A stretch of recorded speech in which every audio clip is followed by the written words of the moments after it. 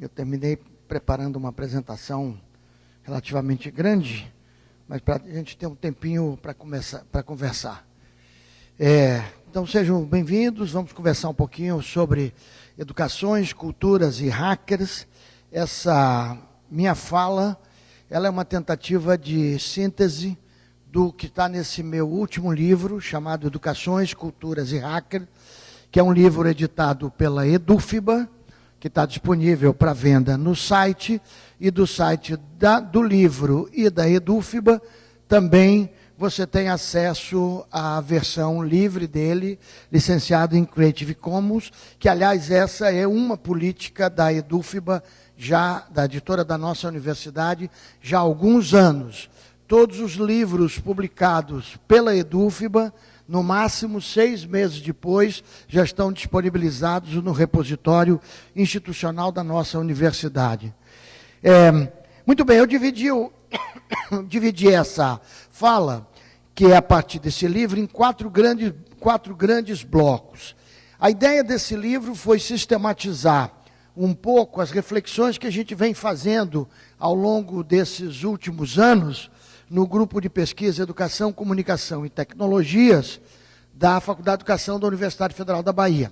Então, numa primeira parte do livro, é uma reescrita de alguns textos que foram publicados em contextos diferentes de pouca circulação, como catálogo de cinema, catálogo de exposição, ou uma revista localizada. Então, esses foram trabalhadas e virou esse primeiro pacote, vamos chamar assim, primeira parte, que é o que eu vou apresentar aqui. E numa segunda parte do livro, são artigos que eu publiquei ao longo desses últimos anos na mídia, por a gente acreditar, essa é uma filosofia do nosso grupo de pesquisa, de que enquanto intelectuais públicos que somos da universidade, a gente precisa ocupar mais o espaço da grande mídia, mas eu não vou falar disso agora não, porque só isso daria uma boa conversa, que eu acho que é uma conversa importante. Muito bem. O primeiro blocão fala um pouquinho de tecnologia, fala um pouquinho desse desenvolvimento científico e tecnológico, mais particularmente da computação, da computação que nasce como uma computação de massa, né? Essas são algumas, uma computação de grande porte, essas são algumas das figuras importantes desse primeiro momento do nascimento da internet. E eu trago essas figuras e esse primeiro momento por conta de uma questão fundamental, que é por que nós temos hoje a internet do jeito que está e por que ela se transformou nisso que transformou a sociedade. Essencialmente porque esses caras que trabalharam no desenvolvimento desses protocolos, dessas tecnologias, não patentearam, consideraram isso como um patrimônio da humanidade, e por isso nós tivemos a internet com o desenvolvimento que a gente conhece hoje. E a ideia fundamental que presidiu todo esse primeiro momento e que, de certa forma, o FISLE é um espaço onde essa moçada se encontra, foi um momento de grande colaboração, um momento de compartilhamento de seus recursos computacionais ainda muito esparsos. Eu me lembro dos primeiros momentos da internet que a gente ficava esperando da meia-noite, quando a telefônica não cobrava mais por pulso, mas nos dava de meia-noite até às 6, e para se conectar com uma BBS que nada mais era do que um computador de um menino ou uma menina que ligava lá para a gente responder os e-mails que tinha recebido 2 dias atrás, ou navegar num negócio absolutamente moderno, com uma interface linda chamada Gopher. Então, quer dizer, mas essencialmente aquilo ali tudo era uma lógica muito grande de colaboração, e esse desenvolvimento ele se deu de forma alucinada, basicamente por conta desses 3 grandes princípios que estavam aí.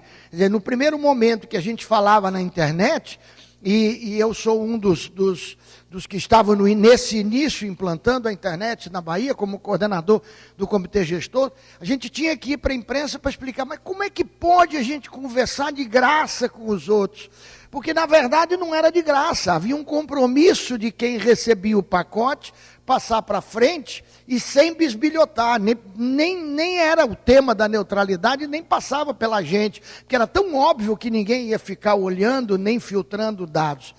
E qual é o grande lance, na verdade, que aconteceu para montar a internet, e por isso que ela terminou sendo conhecida como uma rede das redes, uma meta-rede. Porque ela conectava o diferente, ela não se preocupou em juntar todo mundo, em padronizar sistemas, se criou um protocolo que possibilitava você ter qualquer tipo de aparelho e se conectar e entrar em rede.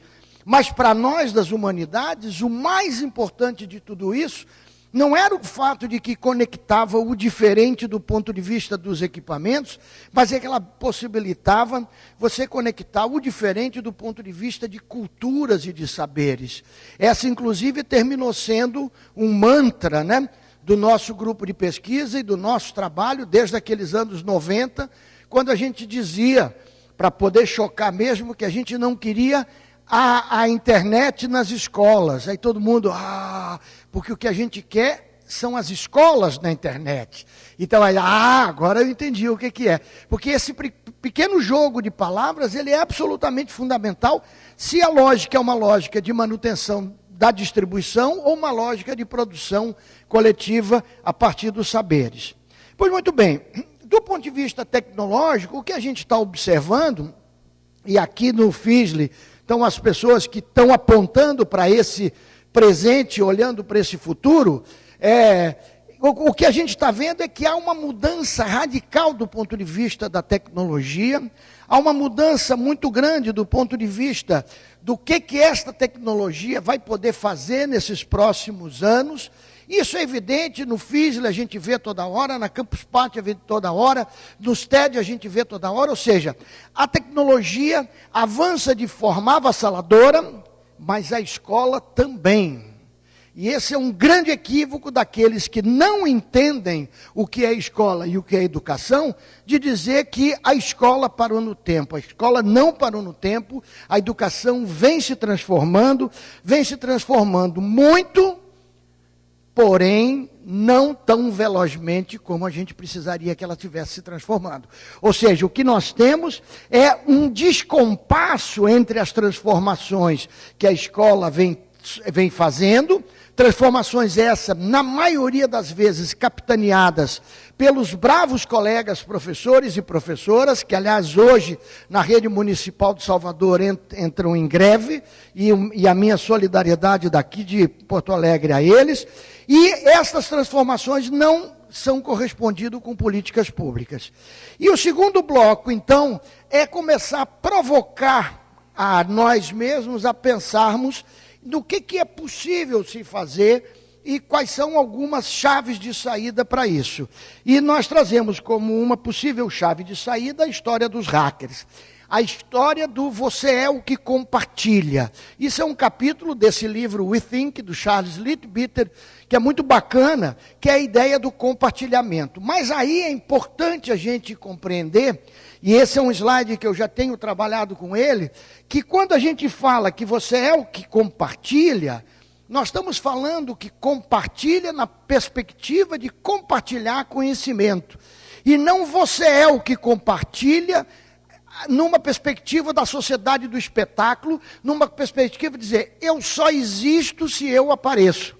E aí hoje de manhã com o Alexandre Aliva, que às 3 horas fala aqui, a gente estava comentando exatamente isso, a ideia dos youtubers, a ideia dos que só existem porque aparecem na rede. Então o compartilhamento tem essa dimensão, que é a dimensão do compartilhar o conhecimento. E claro que quando a gente fala nisso, nós estamos falando dos hackers. Nós estamos falando na possibilidade, numa ética de compartilhamento de experiências, de softwares, de rádio, na perspectiva de construir um bem comum. E é óbvio que isso, quando nós nos referimos, nós estamos falando numa mudança radical nas políticas públicas, nesta lógica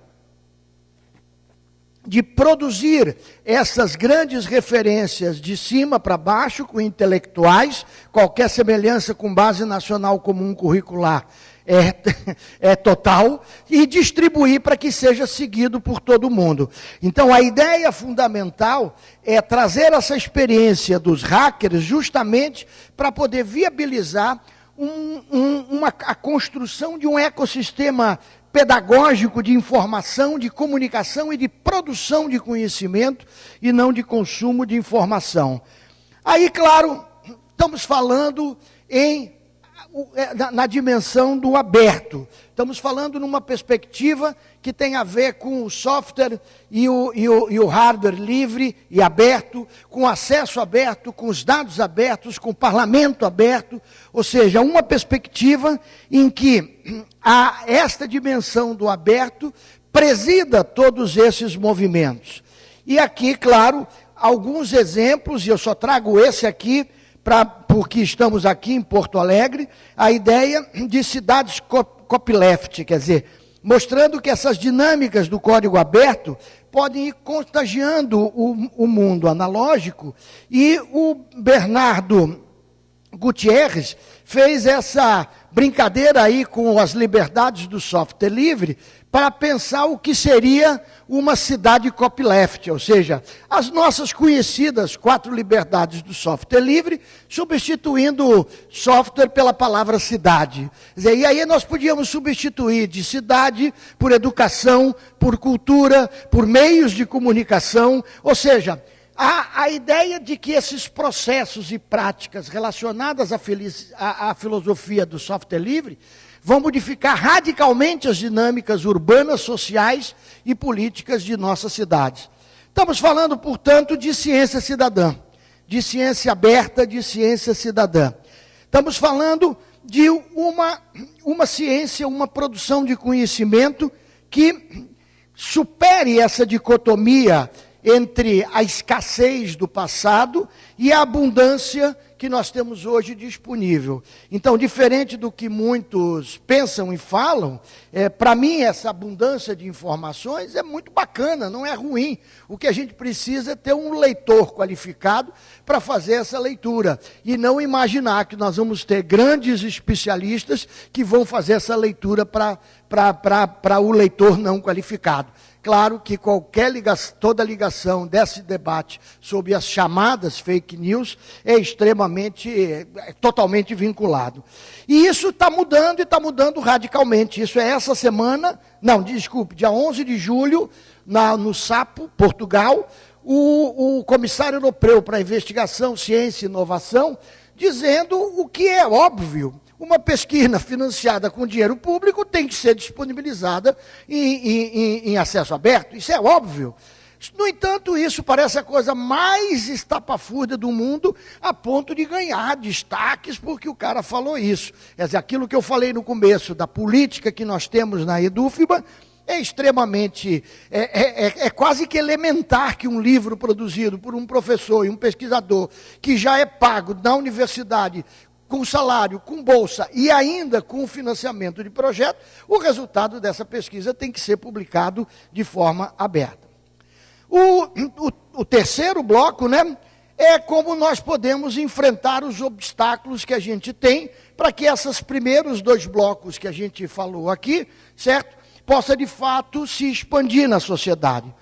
E a primeira questão que me parece fundamental é trazida pelo saudoso e querido professor Henry Simon, que com o Miguel Said Vieira escreveu um capítulo no livro que eu organizei com Serginho Amadeu, chamado Além das Redes de Colaboração, quando ele aponta a necessidade de nós politizarmos o debate. E ele não tinha visto nada quando ele falou que era importante politizar o debate, porque nós não estávamos ainda enfrentando o poder das grandes corporações. E certamente Alexandre, Pedro, Sérgio Amadeu, todos vão tocar sobre isso, mas eu acho que é fundamental, num espaço em que a gente discute educação, reforçar a ideia de que, com essas corporações do jeito que nós estamos vendo aí crescer, e brincava com o Pedro Rezende hoje no almoço, quando a gente fez uma volta no tempo, dizendo assim, O Google, porque de manhã tivemos com Alexandre, com Karina,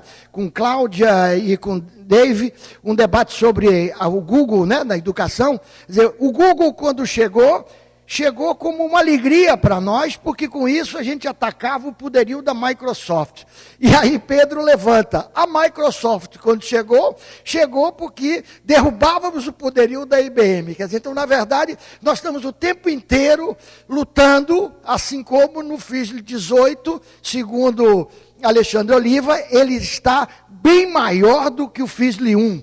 Né? Então, isso é muito bom, porque é uma forma de resistir. E essa resistência é importante, porque esta concentração das plataformas, que terminaram ficando conhecidos com o acrônimo de GAFA, Google, Amazon, Facebook, estão de tal forma crescendo e dominando todas as dimensões simbólicas, políticas e econômicas, que isso demanda que a gente tenha uma atenção maior. Vou passar mais rapidinho por conta do tempo, mas isso aí mostra o domínio da publicidade digital destas grandes empresas, né?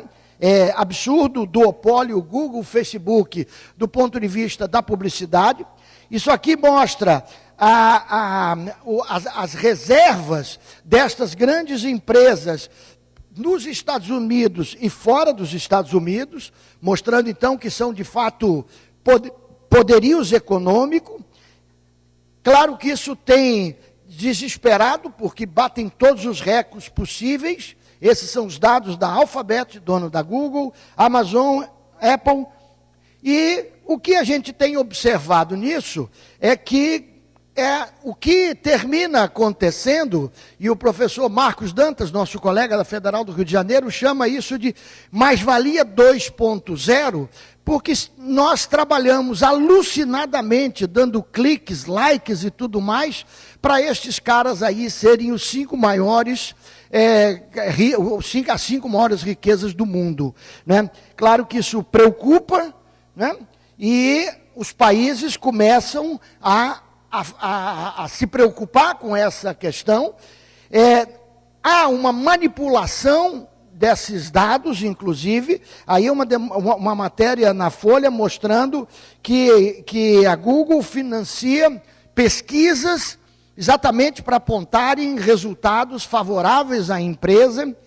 O Tim Hu, nesses livrinhos que já estão, inclusive, traduzidos aqui, o Império da Comunicação, mostra o quanto esse crescimento do Facebook termina se constituindo naquilo que nós denominamos de os jardins murados da internet. Então, observem o dramático desse momento que a gente está vivendo, porque daquilo que pareceu com tudo liberado, com não patenteado, aquilo que pareceu uma grande possibilidade de inovação, de contracultura, de expressão da sociedade, começa a ficar completamente cercado. E, mais do que tudo, não satisfeito com esses poderios, eles atacam também na questão do próprio funcionamento da rede. E o zero rating é uma coisa, inclusive, difícil de argumentar com a população, quando a população diz, quando alguém, um cidadão diz assim, pô, a operadora X está me dando acesso ao Facebook de graça, ao WhatsApp de graça, como é que você é contra isso? Porque o preço está ali, né, exatamente no fato dele poder ter o acesso a esses dados. E é óbvio que esses 3 pontos são os 3 pontos que foram as nossas batalhas durante a tramitação do Marco Civil na internet. Batalha essa, vencida, pelo menos parcialmente, terça-feira. E aqui eu deixo o meu mais caloroso apoio e abraço a essa turma sensacional que está em torno da Coalizão Direitos da Rede, que tem feito um trabalho de formiguinha cotidiana.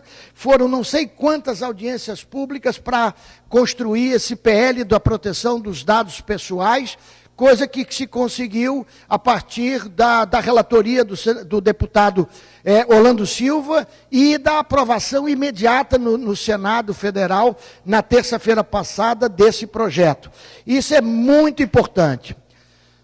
Abrimos, então, uma outra frente, que no fundo ainda é uma subfrente de enfrentar os obstáculos, e essa para mim é uma das frentes também, é uma das frentes muito difíceis de ser enfrentada. Todas as conversas que nós já tivemos aqui no FIS de ontem e hoje já apontam isso, que de um lado, do ponto de vista da concentração dessas empresas, isso vai ser muito poderoso, mas para mim o dramático é que na educação, quando essas tecnologias entram na escola, elas entram como ferramentas auxiliares dos processos educativos tradicionais, e não como instrumentos, e não como elementos dispositivos de escrita, de uso das múltiplas linguagens. Então, os computadores terminam sendo reduzidos à máquina de ensinar, a ponto de que na literatura educacional se fala em tecnologia educacional. Seguramente o nosso querido Paulo Slomp vai falar bastante ainda. Que dia, Paulo? Pronto, sexta-feira às 14. E por que eu insisto desde 1994 nessa ideia de que computador e a internet não é ferramenta auxiliar da educação? Porque nós já vimos esse filme.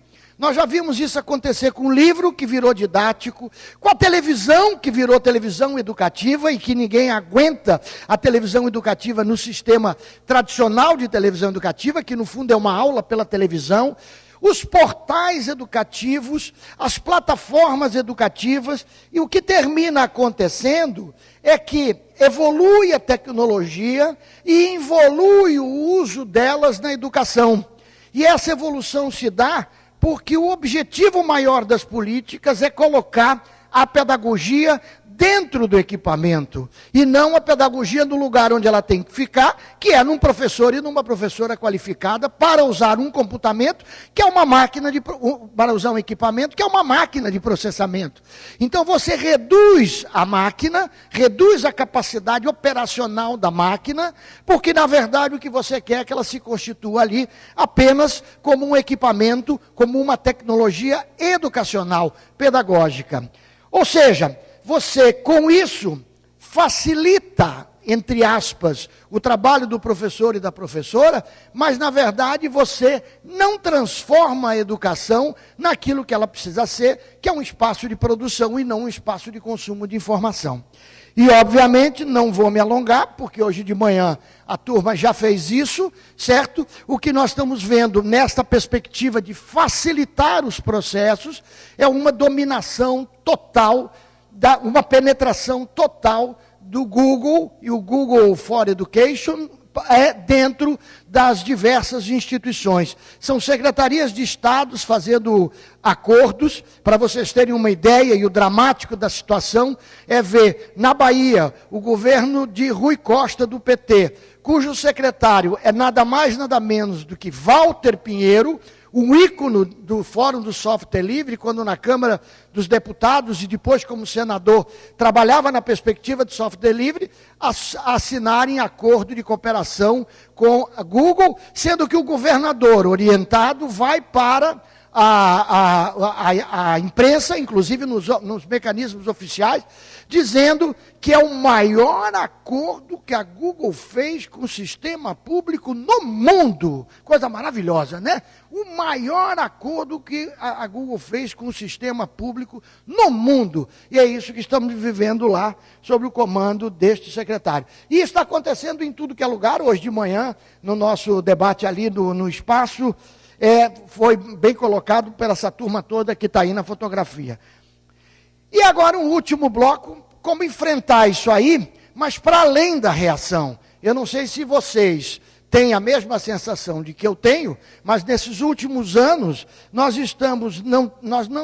não estamos tendo tempo de propor coisas,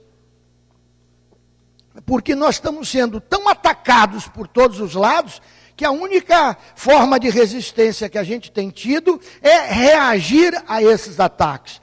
Então eu vou apontar aqui algumas questões muito rápidas, certo? de quais são algumas possibilidades. A primeira é a apropriação das redes sociais, quer dizer, essa história de achar que rede social é sinônimo de Facebook e Facebook é sinônimo de internet precisa ser afastada, principalmente afastada da educação, né? Então, acho que compreender essa dimensão da apropriação das redes é fundamental. Uma outra frente fundamental, e que faço uma autocrítica, porque de certa forma eu acho que ao longo desses anos a gente foi deixando um pouco de lado, com o velho discurso de dizer, não adianta conectar as escolas se o professor não está preparado. Eu mesmo fiz esse discurso, provavelmente num dos primeiros fiz, e hoje eu abomino esse discurso. Não precisa estar preparado para nada, conecte. Porque o que aconteceu é que nesse tempo todo ficou preparando, mas não conectou as escolas. Então não adianta estar preparado, mesmo porque só estará preparado se ele estiver plenamente conectado. E aí também não podemos nos satisfazer com conexões de baixa banda, porque a gente tem que usar um conceito moderno de banda larga, que banda larga é aquilo que a gente pode fazer com conforto. A conexão tem que me dar conforto de eu fazer aquilo que eu quero. Então, se eu vou colocar, como se fez na política de um computador por aluno, 400 notebooks numa escola, conectado num roteador D-Link 645, é óbvio que você está brincando de que tem conectividade e que esses meninos e meninas vão usar esses computadores. Não há possibilidade. Então, esse debate da infraestrutura precisa ser ampliado. E, mais do que tudo, temos que trazer a meninada para o nosso lado. Ou seja, na escola, a meninada não está apenas reagindo, está ocupando as escolas, estão propondo novas possibilidades para a educação, e a nós o que resta é apoiar essas iniciativas e, mais do que tudo, começar a construir uma perspectiva de hackear a educação. Hackear a educação no sentido de dar a ela possibilidades de que a gente possa, de fato, superar o estado de coisas que nós temos.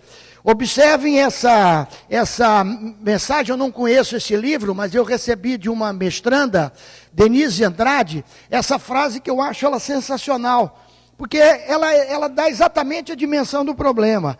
É preciso questionar todos os pragmatismos.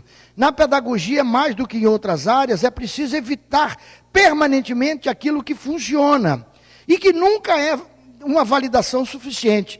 Pois a globalização funciona, o comércio funciona, a mídia funciona, a divisão do trabalho funciona, a demagogia funciona, mas é isso mesmo que queremos transmitir e reproduzir? Quer dizer, essa naturalização de que as coisas estão funcionando é o que tem nos atravancado. E mais do que tudo, com esses sistemas de avaliação métricas em grande escala, você termina transformando todos os processos educacionais em processos preparatórios para a resposta aos grandes exames nacionais. E aí você vai concluir que a educação no Ceará funciona. E as pesquisas mostram que, na verdade, funciona porque preparou para os exames. E aí, então, os dados internacionais permitam comparação, mas não funciona coisa nenhuma. Então, o que a gente precisa é tomar de assalto a internet, tomar de assalto essas tecnologias, se apropriar dessas tecnologias, dando novos sentidos para as redes colaborativas. E, obviamente, esses novos sentidos significa se apropriar da cultura livre e da inovação, se apropriar, no fundo, de tudo. Se apropriar de tudo. Ou seja, começarmos a trazer para dentro das escolas gambiarras, bugigangas, traquitanas e 1000 outras artes, para fazer com que as escolas, de fato, e os professores possam, de forma mais efetiva, a começarem a produzir conhecimento. Repito, isso vocês vão ver que é uma constante no livro, em nossas pesquisas, e isso aí, recentemente eu recebi um texto muito bacana do Tiago Novaes, falando sobre tecnomagia, e ele traz a experiência das rádios livres, para mostrar o conceito que ele tem de tecnomagia. E ele termina dizendo isso: é um campo de desvio que se constrói intuitivo e coletivamente a partir do manuseio cotidiano e refletido de objetos técnicos, esse que é o fundamental agora, que passam de um destino pré-definido pela indústria ou cultura hegemônica à efetiva função de ruptura histórica e social.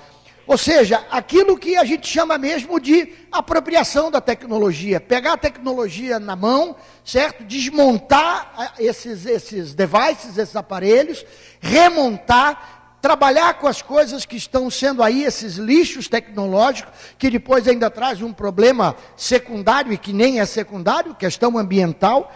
E isso a gente tem insistido cotidianamente na mídia e nas nossas pesquisas. Quer dizer, hoje essa meninada, aí é só uma provocação pública, já não quer mais mexer em barro, já não quer mais mexer em nada que não seja trocar pelo novo. A quantidade de carregador de celular que cada um deve ter em casa é uma coisa absurda.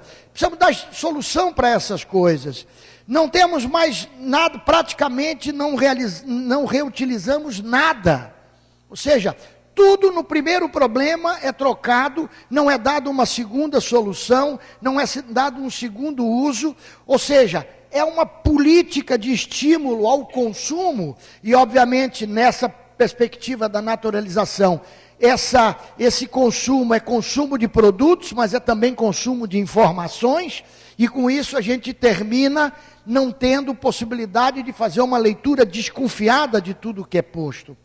E é óbvio que todas estas questões nos possibilitam, que todos esses desenvolvimentos tecnológicos nos dá muitas novas possibilidades de autoria a partir da apropriação dessas tecnologias. Então a jogada é mesmo o fortalecimento dessa lógica do remix total. Ou seja, trabalharmos amplamente com tudo que está disponível, porque se produz muito conteúdo, se produz muita tecnologia, se produz muito equipamento, e esses equipamentos são substituídos, esses conhecimentos são substituídos, sem podermos, de fato, reaproveitarmos e, com isso, recriarmos todo esse universo de culturas e de conhecimento. E aqui eu trago um conjunto de slides apenas para mostrar possibilidades. Na cultura, isso aí é um fórum de cultura livre. Aqui no FISLE, a quantidade de possibilidades, hoje mais mirradinho, mas no passado era repleto de traquitanas espalhadas por aí. A galera aí do CTA, a galera do... Como é o nome dele? Dos maristas, que fazia... não está mais nos maristas, me deu um branco aqui. Que faz sisteminhas de medição meteorológica nas escolas com Arduino, as questões das próteses biônicas de mão de baixo custo, isso feito no núcleo de tecnologia de uma universidade em Goiás. Então você veja que isso é possível, não é os grandes centros, eixo Rio-São Paulo, que está fazendo isso, mas essas possibilidades não são só tecnológicas, não.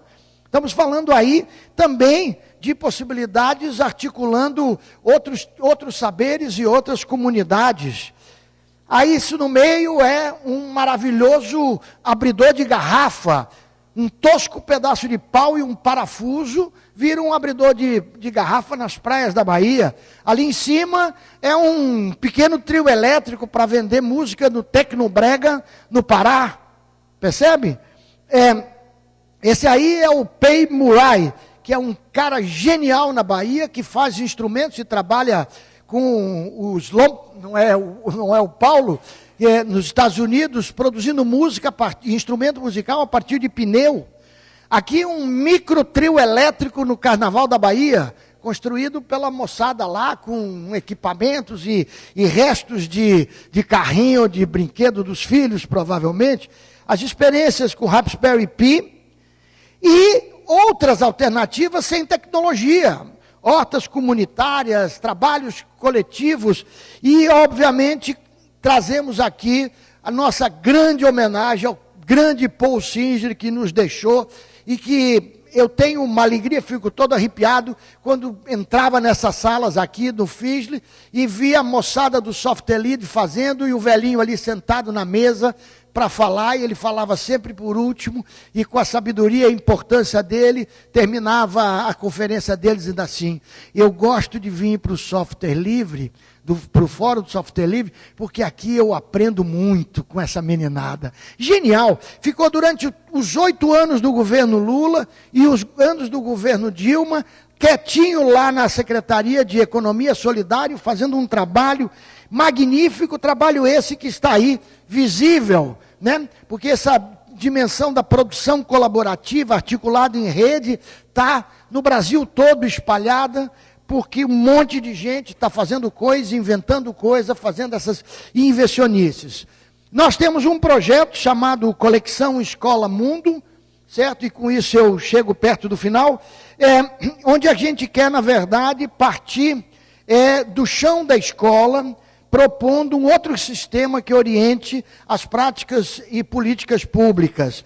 A ideia de trabalhar com essas tecnologias, com direitos humanos, são 3 escolas envolvidas, onde a gente está experimentando coletivamente, e junto com um conjunto de professores aqui da URGS, a turma do CTA, da Federal de Santa Catarina, da UFBA, da Federal do Espírito Santo, da Espanha e da Itália. O que a gente quer é que alunos e professores sejam fazedores do seu próprio tempo.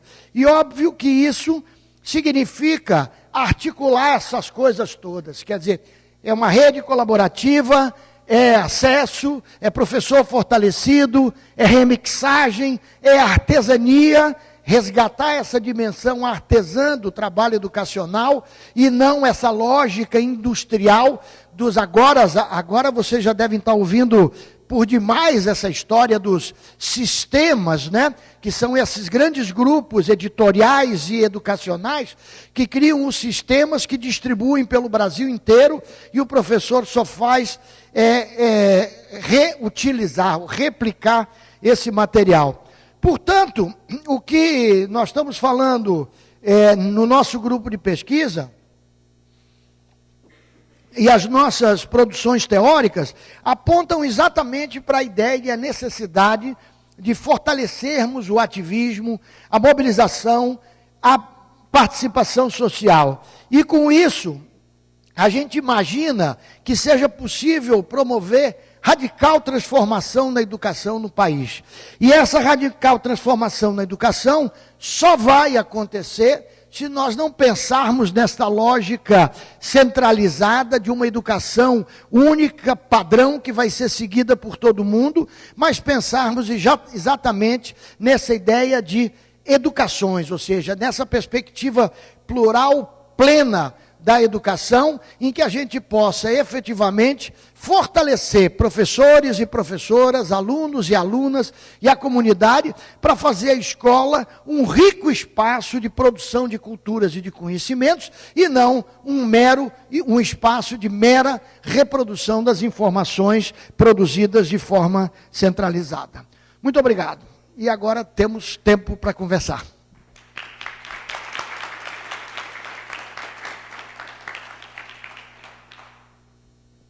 Vinte minutinhos.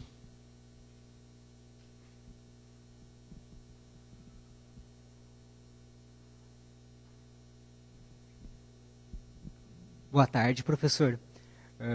Eu gostaria de fazer uma questão. O que você acha nas escolas? Qual o maior problema? Eu também acredito, eu estava palestrando agora pela manhã sobre inclusão digital nas escolas, e eu fiz uma pesquisa em minha cidade, e eu percebi que o problema não é somente a questão de acesso, mas também o professor tem medo que a tecnologia tome o lugar dele na educação. Você acha que isso está mudando, que existe esse receio ainda? Como que está isso no seu olhar?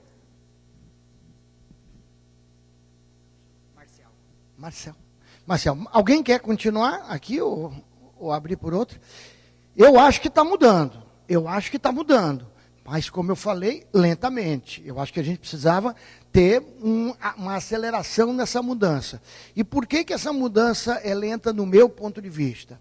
Bom, por um lado, o óbvio, que isso aí é chover no molhado falar, a desvalorização da carreira do professor.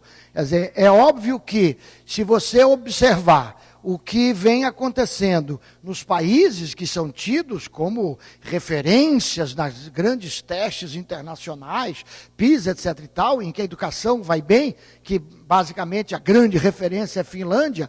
Esses dias saiu aí no estado de São Paulo uma matéria sobre a Estônia também. O que acontece? Qual é o foco das grandes reformas educacionais que foram feitas nesses países? Primeiro ponto, não necessariamente como nessa ordem, mas um dos pontos é valorização do professor. Valorização do professor. E valorização do ponto de vista financeiro, salário, mas valorização do ponto de vista da carreira mesmo. Quer dizer, uma carreira atrativa, que atrai as pessoas para ser professora, para ser professor. A segunda, um segundo elemento muito importante, e essa matéria do Estadão sobre a Estônia, isso é bem curioso, porque eles dizem o seguinte, a matéria era, eu acho que foi um tiro que saiu pela culatra, porque eles queriam, na verdade, era defender a Base Nacional Comum Curricular. Aí eles dizem assim, a Estônia tem Base Nacional Comum Curricular. Mas o que mais chama atenção, escreve a jornalista na matéria, é que cada escola faz o que quer. Claro, então tem uma referência nacional, mas o professor com autonomia, ele faz o que quer. E ela ainda vai... O professor escolhe os móveis da sala de aula em que ele trabalha, na mesma escola em que o outro escolheu outros móveis. Quem é da educação sabe que isso é uma ilusão. Na universidade, a gente não escolhe, onde teria mais autonomia, não escolhe móvel, não escolhe nada. Você recebe tudo comprado em massa, distribuído. Então, distribui móvel, distribui computador, distribui conteúdo. Aí o professor não tem autonomia, não tem o que fazer. Então, esse me parece que é um problema sério. Uma outra dimensão importante é a ausência de políticas públicas de longo prazo. Eu costumo dizer que eu conheço, sem ter feito pesquisa extensiva, duas grandes políticas de Estado que nós temos no país. Uma delas é o SUS, que foi uma política construída na Constituição de 88, e observe que de 88 para cá, a quantidade de ministro de saúde que a gente já teve. Você nunca viu um ministro de saúde assumir, no outro dia, apresentando os planos para o Ministério da Saúde, as coisas que ele vai fazer. Ele vai tocar aquela política que é construída de baixo para cima, com os comitês de saúde, tudo efetivo. Claro que o problema da saúde é de tal monta que o resultado é pouco visível. Mas quem viveu pré-SUS sabe o que era a saúde, que era muito pior do que nós temos hoje, e que vai piorar do jeito que estão fazendo aí a partir do golpe. Então, agora, olha para o Ministério da Educação. Cada ministro que entra, no outro dia ele diz, vamos fazer uma política de tablet, vamos fazer uma política de base nacional, ou seja, todo ministro da Educação que entra anuncia uma pirotecnia nova. Porque não tem política de Estado, apesar de termos um Plano Nacional de Educação que ninguém nem dá bola. Ele é aprovado, ele é um plano aprovado pelo Congresso, construído a partir de conferências e ninguém dá bola. Dá para dizer que cada ministro faz o que quer. E que no fundo não acontece nada, porque ele faz lá o que quer e que quer nada acontece. Certo? Então, uma outra política que me parece que foi uma política de Estado bem sucedido é a implantação da internet no Brasil, aos trancos e barrancos. Ela foi vindo, trabalhou com as universidades de forma respeitosa, coisa que normalmente o MEC não faz. A gente brigava muito com o Tadal, mas foi lá, a coisa foi construindo. Então, eu penso que essas são questões desafiadoras. E o que é pior de tudo isso, nada se transforma num clique na educação, né? Você vê, então, que mesmo a gente considerando, no caso da saúde, o SUS, como de fato uma política do Estado, o quanto ainda precisa avançar na saúde nesse país, né? Imagina na educação, e os números na educação são sempre grandiosos. Nelson, que prazer em ouvir você. Só questão de duas preocupações, né? A primeira é com o desmonte do país, também o desmonte das políticas públicas. E isso parece que tende a se refletir de forma muito pesada e desastrosa na educação. Por exemplo, a gente já ouve os caras hoje falando de privatização do ensino médio, meu amigo. Quer dizer, então, que perspectiva a gente tem? A gente sabe que parece que no Brasil e em qualquer lugar do mundo, mudanças significativas não vão acontecer de cima para baixo, mas da base para cima, né? Então, que perspectivas, né? O que a gente pode fazer efetivamente para a gente poder, pelo menos, desenvolver esperança, né? Esperança é um negócio que não nos deixa esperando, mas nos move em direção à mudança e à busca da concretização de utopias. E a segunda preocupação, outro dia eu estava concorrendo a uma vaga de professor substituto numa universidade lá no meu estado, e eu fiz um levantamento muito rápido, né, da questão do ensino da computação nas escolas. E aí eu percebia que alguns países aí centrais da Europa, lá pela Austrália, até mesmo lá nos Estados Unidos, pelo menos estatisticamente, aparecem como investindo pesadamente no ensino do pensamento computacional, do raciocínio computacional nas escolas de base. Então, as crianças em algumas dessas nações aí estão aprendendo computação desde criança, né? E aí, quer dizer, no Brasil a gente... Quer dizer, não, sem dúvida, mas de forma relacionada, né? De forma contextualizada e significativa, tudo se relaciona, enfim. Quer dizer, no Brasil a gente discute isso daí há 15 anos, há 20 anos, desde Valente, e parece que a gente não consegue sair do canto, né? Então, como é que a gente vai resolver isso? Né? Só de físico a gente tem o quê? Quantos físicos, né? Então, eu acho que enquanto GT Educação, e aí a responsabilidade de quem participa, e você é uma das pessoas que estão lá com a gente tem que também, de baixo para cima, começar a criar condições de que na era do código, quem não programa, e eu estou falando do ponto de vista pedagógico, poderá ser programado, ou já está sendo programado, como dizia Alexandre Oliva ontem na palestra dele. E que vai falar agora às 3 horas. Aqui. Porque começar de trás para frente, brevemente, a minha única preocupação, eu concordo plenamente com a sua intervenção, tanto na primeira como na segunda, eu só faria uma observação na segunda, na questão da programação, do ensino de programação, da gente cuidar para, quando propor essas coisas, não transformar o ensino de programação nos currículos em mais uma das caixinhas, porque isso aí não vai resolver o problema. Então, nós já fizemos isso com educação ambiental. Os meninos que foram educados quando a educação ambiental começou a ser dada na escola, são os adultos de hoje que estamos tendo o pior desmatamento, o pior ataque à natureza que estamos tendo no país. Então, entrar com a computação na escola como mais uma caixinha, para mim é catastrófico. Então, a gente tem que trabalhar que a computação entre a linguagem de programação como mais uma possibilidade de escrita do contemporâneo.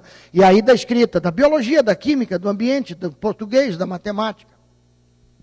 Só para expandir um pouco mais seu comentário, transformar o ensino da programação em mais uma caixinha não resolve o problema nem em cursos de ciência da computação, porque aparecem os alunos que não ouviram o galo cantar em algum lugar, acham que vão se tornar magos dos videogames, não têm talento ou pendor para programação, passam o curso nas costas dos colegas para entregar trabalho que eles não sabem explicar como funcionam, saem com um diploma que eles não sabem o que fazer com ele, e tem os autodidatas, que são exímios programadores e nunca passaram por um curso de uma tal caixinha. Só para reforçar seu comentário. Perfeito, e já será incorporado a partir de agora também, porque exatamente é esse que é o problema.